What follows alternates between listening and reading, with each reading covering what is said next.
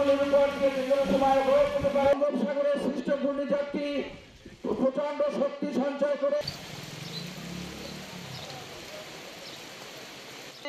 বঙ্গোপসাগরের সৃষ্ট ঘূর্ণিঝড়টি প্রচন্ড গতি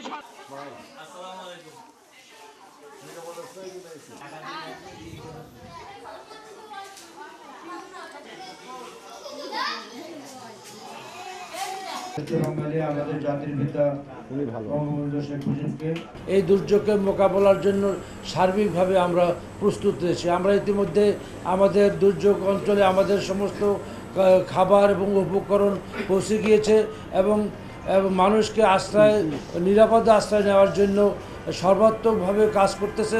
আশা করি আমরা এটা আঘাত থানার সাথে পূর্বে আমরা সমস্ত মানুষদেরকে বিধ্বস্ত তাদের নিরাপদ আশ্রয় নিয়ে আসতে পারব।